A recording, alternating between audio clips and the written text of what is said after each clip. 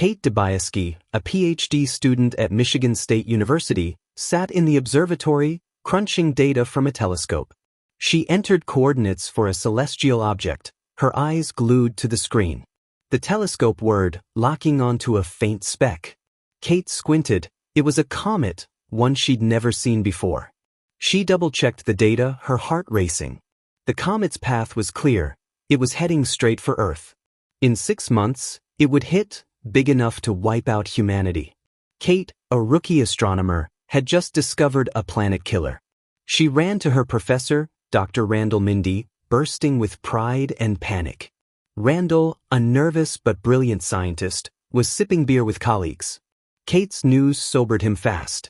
They checked the ephemeris, confirming the comet's deadly trajectory. Their celebration turned grim. This was no ordinary find. Randall and Kate knew they had to act. They contacted Dr. Teddy Oglethorpe, a scientist at NASA's Planetary Defense Coordination Office.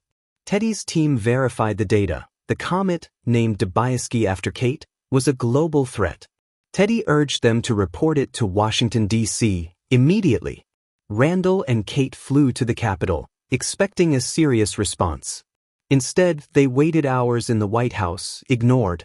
President Janie Orlean was too busy dodging a scandal involving her Supreme Court nominee to care.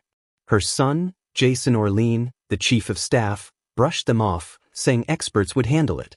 Randall tried to explain the comet's catastrophic impact, but Janie dismissed it. She didn't want bad news tanking her midterm election chances. "We'll monitor it," she said, waving them away. Frustrated, Randall and Kate met with Teddy again. He suggested leaking the news to the media to force the government's hand.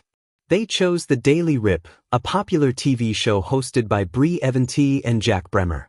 Randall and Kate went on air, hoping to alert the world.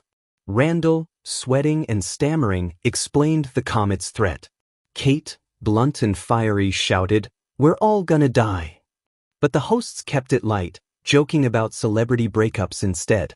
The audience didn't take it seriously. Some even called Kate crazy. Social media mocked her outburst, turning her into a meme. Randall, though, caught Brie's eye. His awkward charm made him a hit, and Brie flirted with him on air. Kate fumed. Their warning was drowned out by fluff.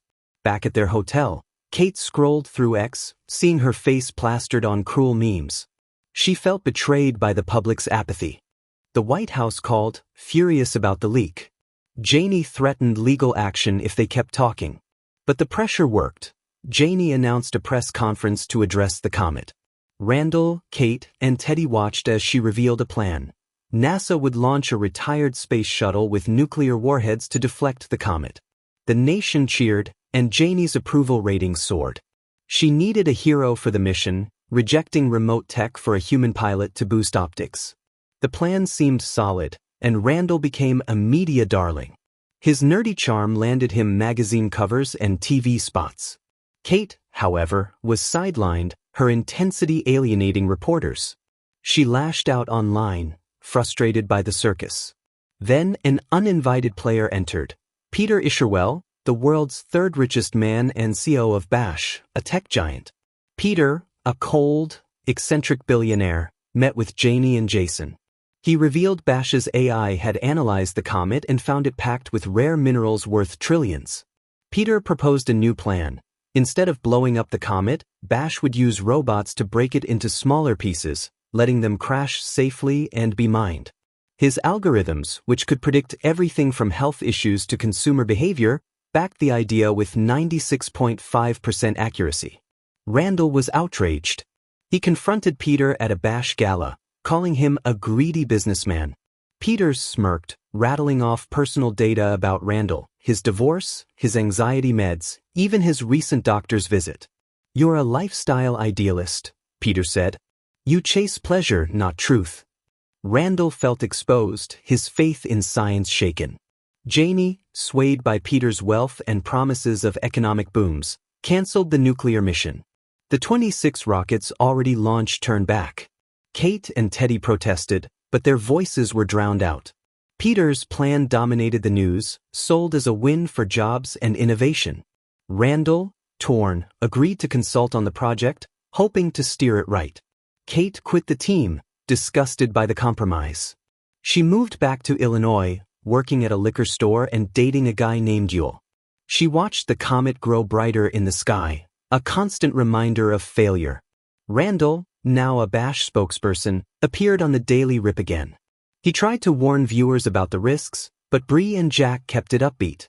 Frustrated, he snapped live on air, "A comet's coming, and we're doing nothing. The president's lying." His rant went viral, making him a hero to some and a traitor to others. Janie's administration fired him, branding him unhinged. Randall's personal life crumbled too. His affair with Bree ended, and his wife left him. Meanwhile, other nations like China and Russia launched their own mission to deflect the comet, refusing to share tech with the US. Their rockets exploded mid-flight, a catastrophic failure. Kate, Teddy, and Randall reunited, heartbroken but determined. They organized a grassroots campaign called Just Look Up, urging people to see the comet for themselves. They held a charity concert, streaming it globally, with scientists and activists pleading for action. Kate spoke passionately, "Look up. This isn't a joke." Some listened, gathering in streets to stare at the sky. Others, backed by Bash, pushed a Don't Look Up movement, claiming the comet's minerals would save the economy. Peter's influence grew, his AI shaping public opinion. As the comet loomed larger, Bash launched 30 robotic rockets to mine it. Randall, Kate, and Teddy watched the live feed, knowing the plan was flawed. Only 24 robots landed on the comet, too few to break it safely, per NASA's calculations. The mission faltered, and fragments began hurtling toward Earth. Janie and Peter, unfazed, boarded a secret Bash spaceship with 2,000 elites, including Jason, to escape.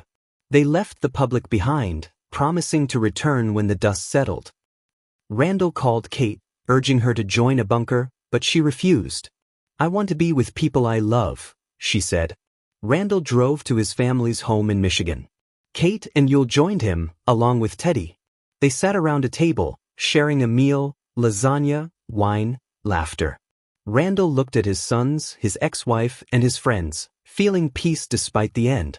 Outside, the comet glowed, impossibly close. Kate stared at it, no longer angry. "We tried," she said. The ground shook as fragments hit, the sky turning red. They held hands, talking about small things. Movies, childhood, love. The world ended not with a scream, but with a quiet goodbye.